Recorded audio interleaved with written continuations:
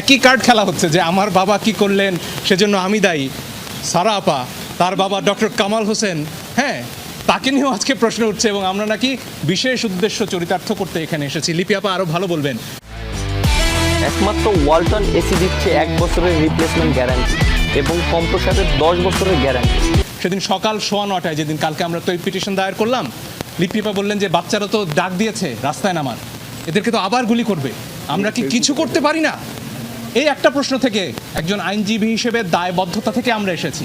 আধা ঘন্টার মধ্যে পিটিশন ড্রাফট করে আমরা বলেছি যেভাবে পারে যে পারে যেন এই গুলিটা থামানোর চেষ্টা করা হয়। আমরা আমাদের সন্তানদের রক্ষা করার জন্য এসেছি, কারো বাপের প্রয়োজনে আমরা এখানে আসিনি। আমরা লিপি আপা আরও ভালো বলতে পারবেন এই ব্যাপারে।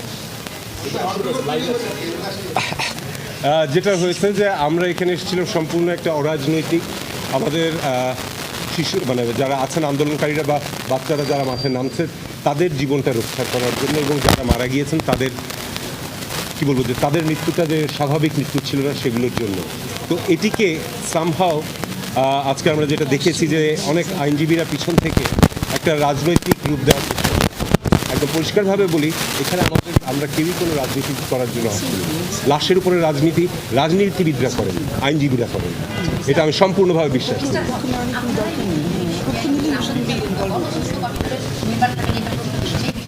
একটা জিনিস যেটা হচ্ছে গণতন্ত্র কমিশনের যে এটা রয়েছে সেটি হচ্ছে যে আপনারা সবাই দেখেছেন যে আবু সাইদ কিভাবে মারা গিয়েছিল। আবু সাইদ যখন মারা গিয়েছিল তারপরে যে এফআইআরটা হলো সেটাতে বলা হলো যে